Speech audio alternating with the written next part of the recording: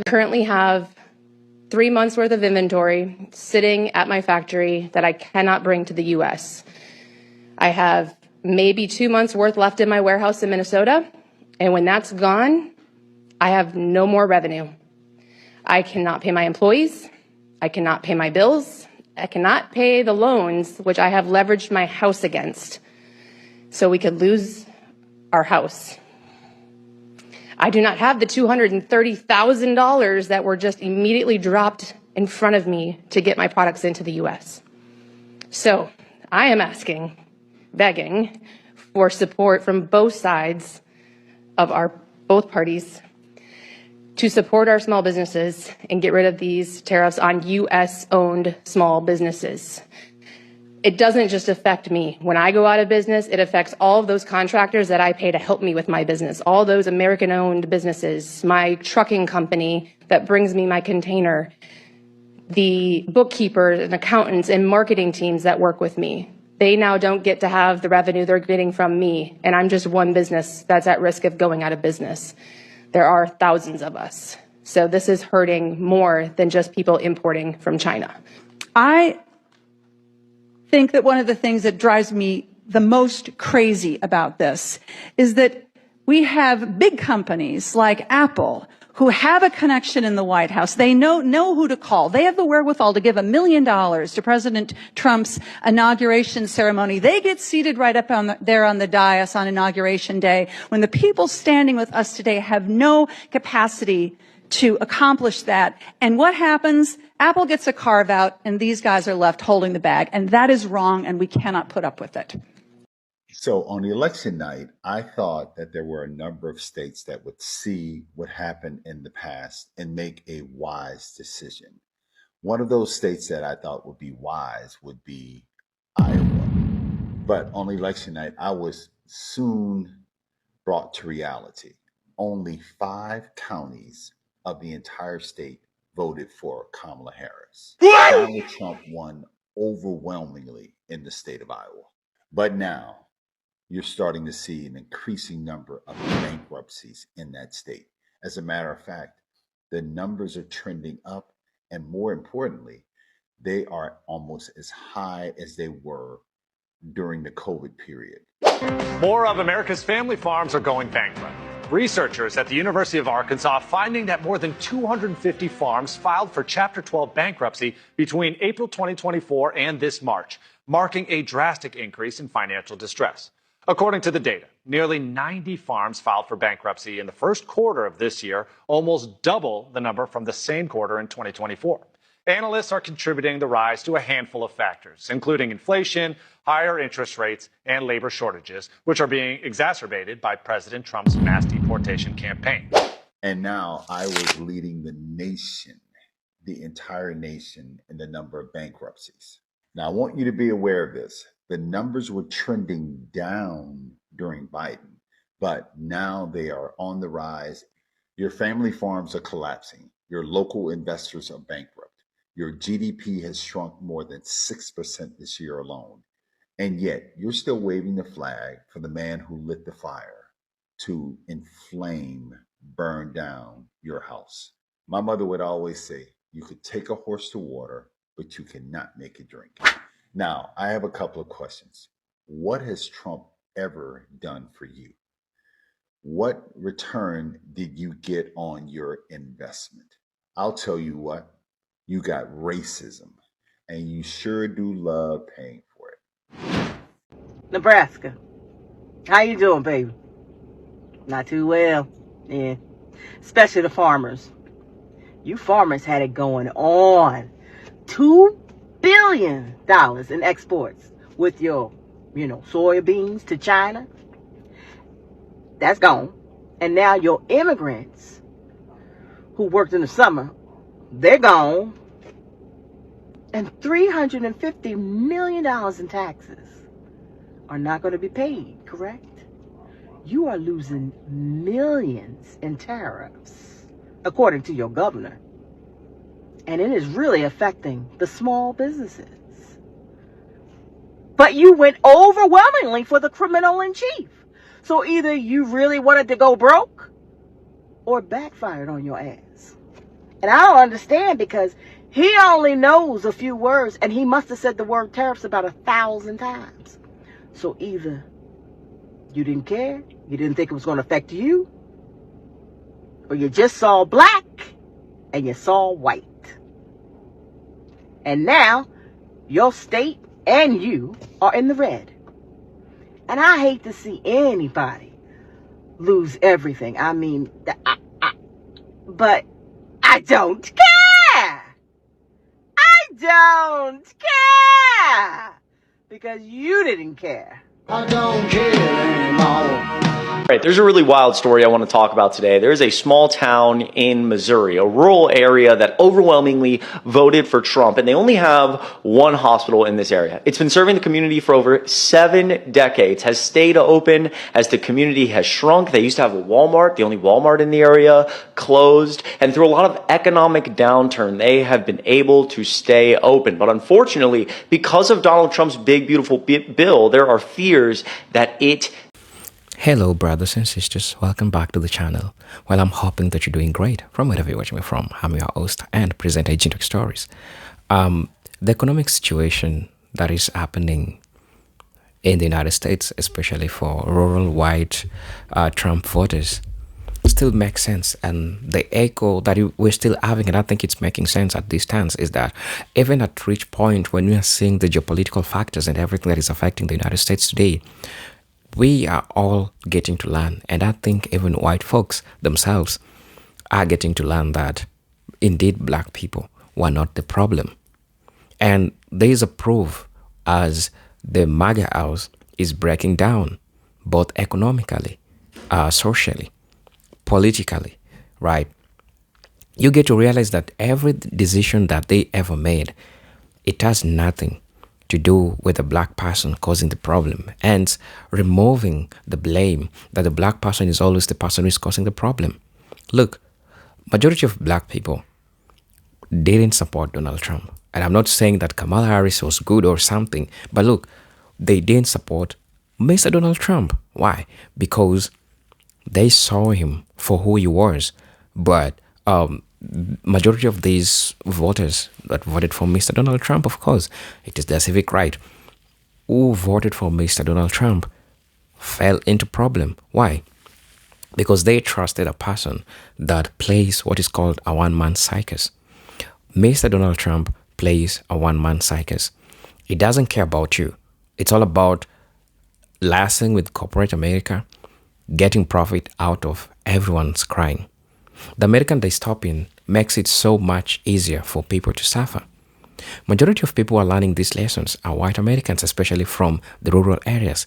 The rural areas is affected in different ways. The first way in which the rural area is affected, one, we have the elder people who depend on the Medicaid. You know what happens with the Medicaid, right? The revocation of Medicare and Medicaid in the United States has rendered a lot of Trump voters to become so much suffer. They have suffered, and this is reducing lifespan of people, because when people can't get access to medicine, you know what happens. But it all just began with the decision that they made, and the decision that they had is the decision that is putting them where they are today. And I'm not trying to laugh at them or something. These are people that are probably learning from their mistakes, right? But at the end of the day, at least black people as a receipt that the problems that we are seeing are happening both economically, geopolitically. The problem is not a black person. It is not the black person that caused the problem. The problem is within the white America. And them themselves, they understand this. And so the white community, Kansas, all these rural areas, you know them, right? They are falling down, and everyone is coming out trying to complain about this. You understand what I'm saying? And so these all things happen. And it happens that people are now getting to see the true picture of Mr. Donald Trump. And I'm glad that this had to happen. And even the recent geopolitical issues that happened, especially the death of Charlie Kirk, all these things proved that black people are not the problem. And so, brothers and sisters, I'll be leaving, but I'm letting this video play, and then I'll come back I'll share my thoughts. And I'm just asking you, if you're watching me for the first time, please subscribe to the channel, join the membership, and really get to see what I can offer you. If you're always coming back watching my channel, man, I'm so grateful for the support that you're giving the channel. For those who wish to buy me a coffee through my Cash App, I'm really grateful for the support. If you don't mind, I'll be glad. And so, brothers and sisters, let's watch the video. I'll be back. I'll be laying my verdict at the end of it all. May close in a town that overwhelmingly voted for Trump. And frankly, I don't think they realized they were voting for this. And I want to talk about it today. This is a theme we're seeing with MAGA and Trump supporters. And I don't really know how I feel so much of saying, fuck around, find out, like these people deserve what they're getting. I really think most of the blame should go to Donald Trump for conning the American public. But at some level, I see you guys in the comments. I hear you. It's kind of mind-boggling. This went really viral the other day. This is on LinkedIn, oddly enough. A woman who owns a business. I've been getting a lot of hateful messages since my last post about my business struggles. Yes, my husband did vote for Trump. Yes, Trump's tariffs have seriously disrupted my supply chain and hurt my business. That said, I still support my husband. He voted for what he truly believed was right. It's complicated, but so is life. But like on an issue like this, is it complicated though? Really? This is where I get to the point where I'm like, okay, fuck around, find out. He told you a million times he's going to implement tariffs. And it really was pretty simple. He was lying to your face when he said tariffs are paid for by other countries. People like you and I screamed, hey, they're not. They're going to be paid for by American businesses, and this could really hurt. Tariffs are having a real impact right here in the Treasure State, with farmers and ranchers feeling it firsthand.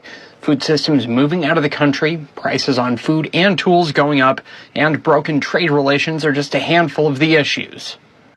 Nobody wants to do business with us, whether it's Japan, Australia, Europe, Paraguay, anybody. They don't want to do business with us because they have no idea what's going to happen.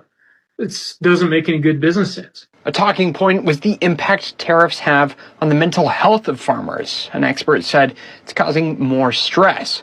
According to some estimates, farmers have a suicide rate as high as 3 times the national average. Farmers and ranchers have the highest incident of suicide of any occupation in the nation. That's pretty serious. It's not just Montana farmers feeling the pressure.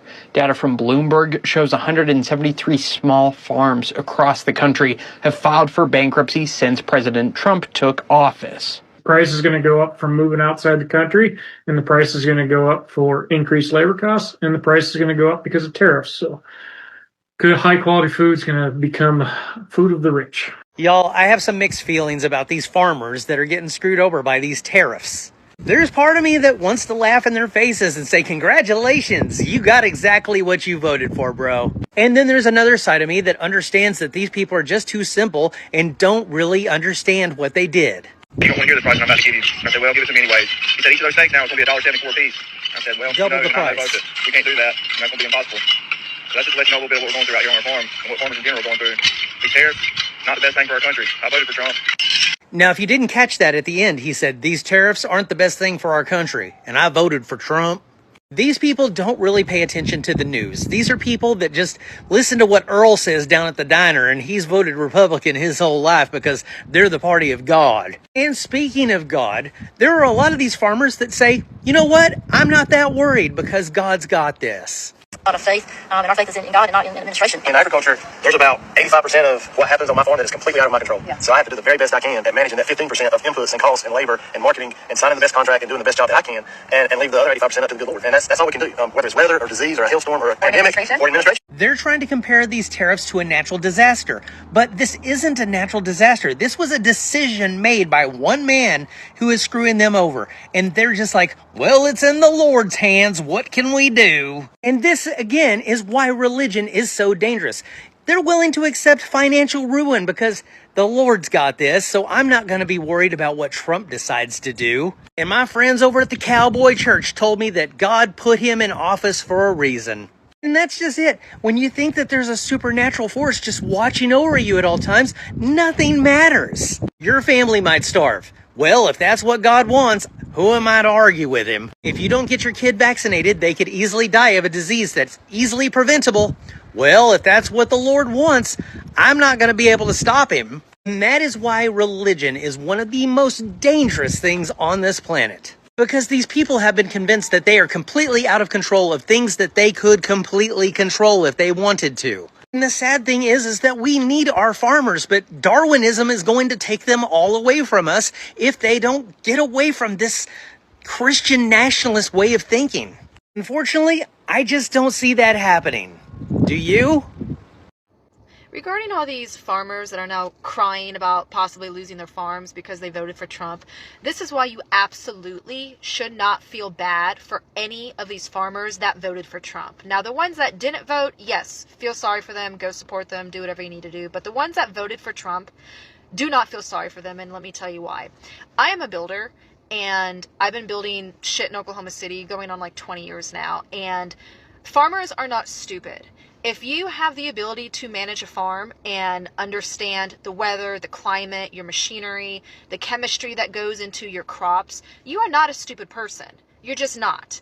And especially when you come from generational farming, you have the ability to look ahead and predict what you need to survive. And so when you have two candidates where you have Kamala Harris on one side giving you a whole fucking list of shit that she's going to do for you and make your life better, and then you have Trump on the other side who can't even come out with a normal sounding sentence, and you still vote for that guy, and you are a farmer, you are either racist or sexist or both.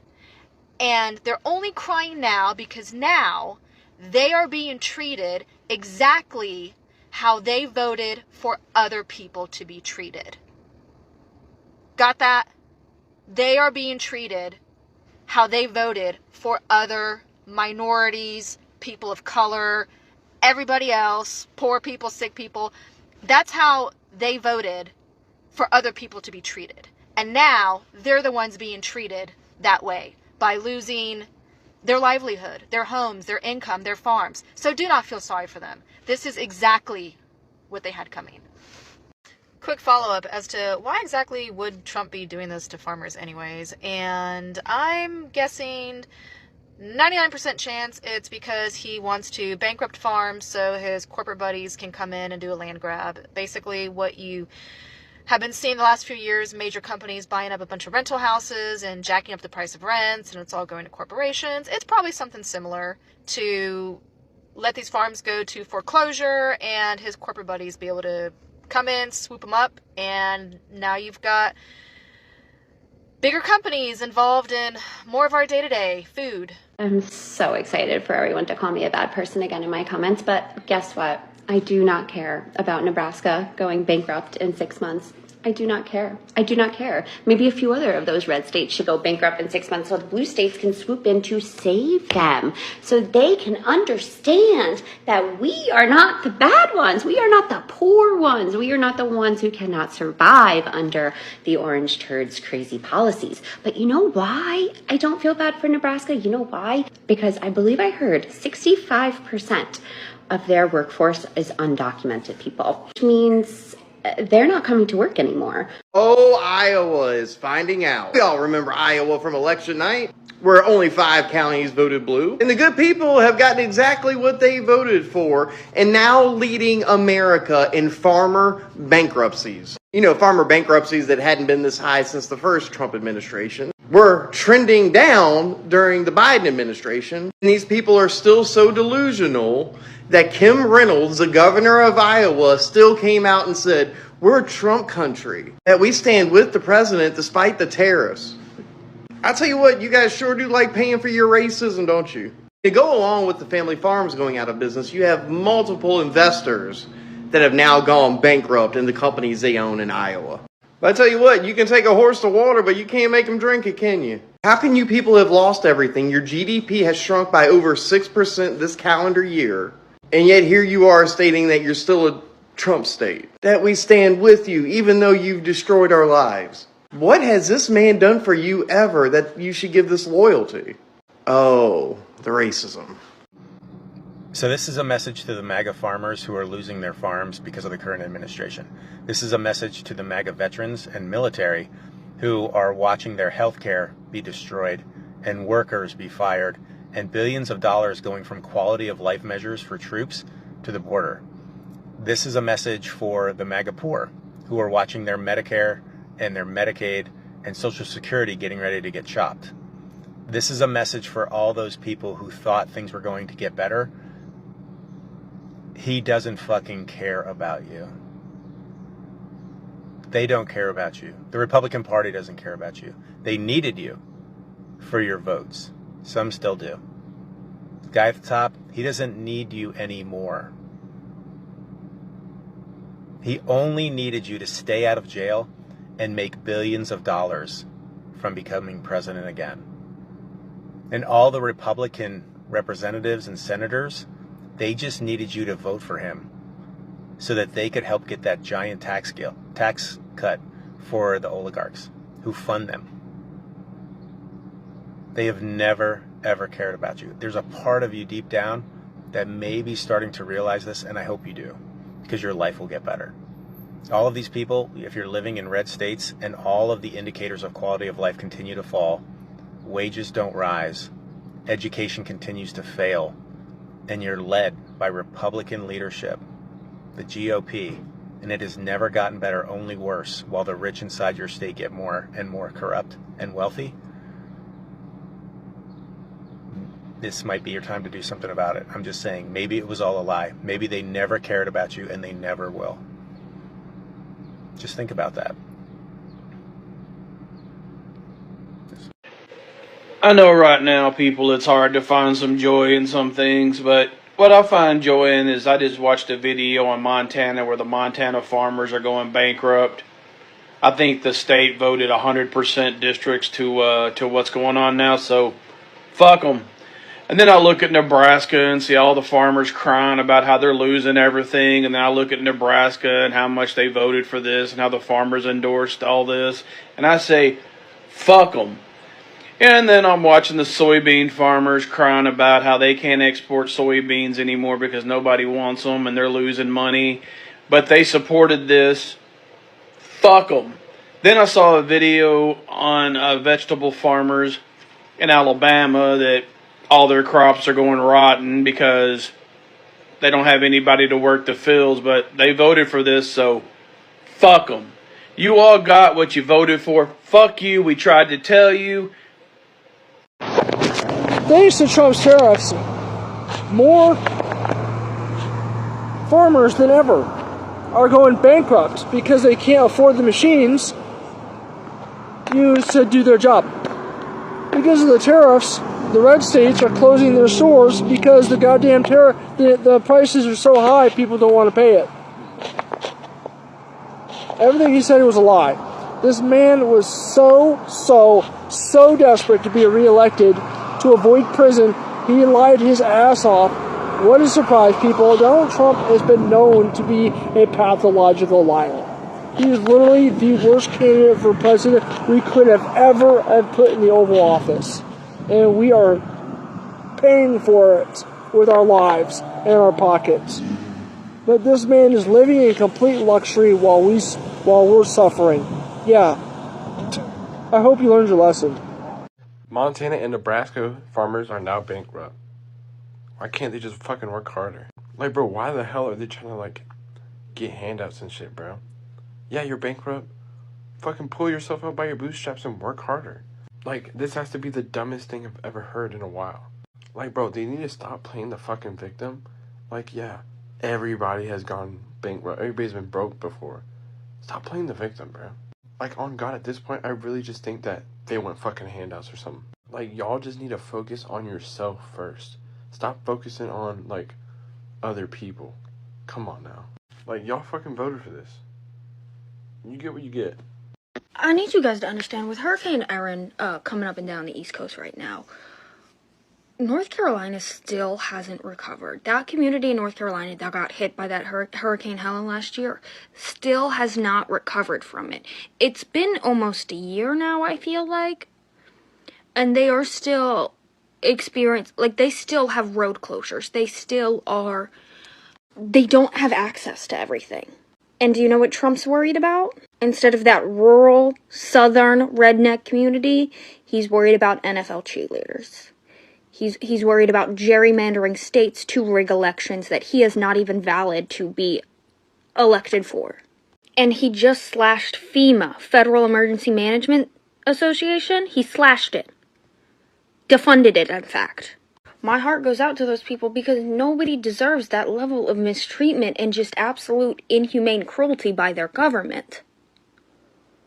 But more importantly, if you are still a proud Trump supporter and MAGA Knight in this day and age, when he's literally crippling rural, redneck Republican communities, I just know that you are a Nazi deep down in your heart, and you are going to get the treatment that my grandfather would have given you, which is a bullet to the skull. I'm not fucking kidding. He would have given you a bullet to the skull. We love our pets. They are like family. Say hi, Hank. A friend of mine's a veterinarian, and he told me that he's feeling the squeeze of bad economic policies. The cost of everything has gone up. Medications and supplies and rent and basic costs. That means that his services are more expensive now, and that's putting the squeeze on the families of the pets that he treats. The truth is, the cost of everything is rising. All small businesses are feeling the squeeze of poorly planned out, poorly advised economic policies. Tom Cotton goes on his social channels and cries and rails against Democrats, but he's not offering any solution to the fact that families aren't able to keep their pets healthy and alive. We shouldn't be pushed to the brink by Washington politicians who don't care what it costs here at home. A vote for Tom Cotton is a vote for higher costs. We all deserve better. The problem you run into with those kinds of approaches are most of our rural areas aren't growing. So use your example like Independence, and I don't know if they're growing, but let's just say for the sake of argument that they're not. So just like as farmers, you pay more than you did last year for seed, and more than you did last year for fertilizer, and more than you did last year for fuel. Small towns are kind of in the same boat. They're paying more for fuel for the vehicles to plow the roads. They're paying more for health insurance. They're paying more for, plywood, like we all saw, after natural disasters, the price of building materials goes up. So is it easier to save in Oklahoma? No, it's terrible here. Don't come here. You would hate it. However, most of the people that I know who are working single jobs are struggling, and that's just the reality. And then the cost of living in Oklahoma is going up. You throw what we're paying in rent, gas. OG&E is a fucking mafia. So yes, the cost of living is high. So anywhere you go in the United States, really, it's going to be hard to save if you don't play the game correctly. Hello, brothers and sisters. Welcome back to the channel. I hope you're well from whichever state you're watching me from. I'm your presenter, Geopolitical Stories. Welcome back to the channel. Brothers and sisters, it is so much important that we all learn that the United States is at its last capitalist stages, where it's getting even much worse. How many times you try, it's getting much worse. It gets much worse. And Mr. Donald Trump has accelerated this, and he has catalyzed the suffering of the people of the United States. All the things that he subscribed to, and you understand this includes the tariffs that he pushed towards all these people, the revocation of the food stamps that people depended on, especially people that cannot, are not able to secure themselves food because of a lack of jobs. We have so much recession going on right now, and I think everyone knows this. A lot of people are losing their jobs. Most of people are also getting to understand that they are not saying things the same. Like, people don't want to work. Also, the jobs are, people are being sucked out of their job, and life sucks. It is not something to celebrate. But I hope, along all this line that is happening, I'm not trying to laugh at anybody for anything that is happening. But what I'm just trying to say is that we all need to understand that black people has nothing to do with this. Well, in fact, they are the ones that tried to warn you about all this craziness that was going on. And I think that you get to see this in real time. You get to see this for yourself, and you get to understand that indeed Black America has never been the problem all along. Right? And I mean, let that make sense. Black people might do some things, of course, that might still reach the social media that that any other race does, of course. But you see, what the media says about black people is that black people are always problematic. And that's why you see Mr. Donald Trump trying to release these troops. Georgia, Chicago, St. Louis, all these places, right? Because the belief or the narrative that is out there is that black people are problematic. Black people are people who love violence, and so they need to be over-policed. Well, I think you'll get to learn that when the system is crumbling within, it should make sense to you that the fault is not a black person.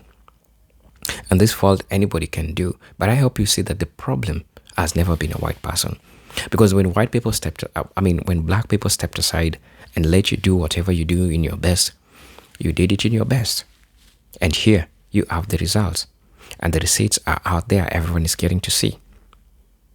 While I'm so really sorry for general Americans because you didn't subscribe to this dystopian, right?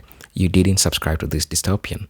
But you understand that this is something which is happening right now, and everyone is getting the hit out of it because this car is being driven by Mr. Donald Trump and the speed is so high and everyone is panicking.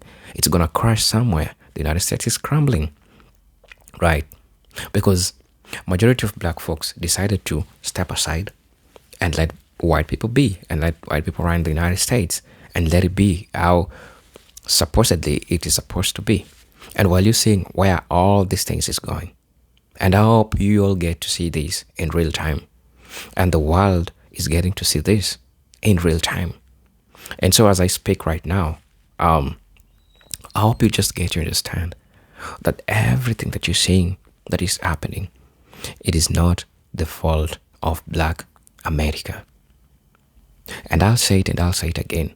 They played a part in trying to warn you about all these things. Did they warn you? They did. They did warn you, right? And so everything is going amiss. But at the end of the day, I'm still praying for America, and I'm still praying that I hope better days come. People find peace. People find happiness. People find social life. People find family. People find the social connection that should be there. Like they should live like a human being. It becomes so much hard to live like a human being in the United States because it is a capitalistic society. And even the simple things that matters to human being is being revoked because people have stress. People need to pay their bills. People need to pay their houses. People need to pay their Medicare. And the insurance is so damn high. We are seeing people are sleeping in their cars, and this is rising in the United States. Is the federal government doesn't want this to happen because people are failing to pay for the corporates, and it only serves the corporates. And that's why when they see people start living in their cars, it becomes a problem. Because how will people benefit from it? How will the government benefit when you sleep in your car? It means that the houses are going to be left with nobody. And you understand the housing system, it's getting crazy and everyone is getting to see this. And so, brothers and sisters, I hope we all see this in real time, that the problem was not black people. Get to understand that, right? And so I didn't have much to say about this, honestly, but just to remind the world that the problem was not the black people. All along, the problem was not a black person. That's all you need to understand. So, please, brothers and sisters, let me know what you think and feel about this video. I'm your host and presenter Geopolitical Stories, but until then, let me see you on my next video. Just a reminder again, if you're watching me for the first time and probably you've reached this point, I'm just asking you, please subscribe to the channel. Join my membership and really get to see what I can offer you. And for those who are always supporting me through Cash App, through Super Thanks, man, I'm really, really grateful for the support that you giving me, So I'm really, really appreciative for the support that you are giving me. So brothers and sisters, until then, let me catch you in the next episode, right? Peace, love, and harmony. Salute.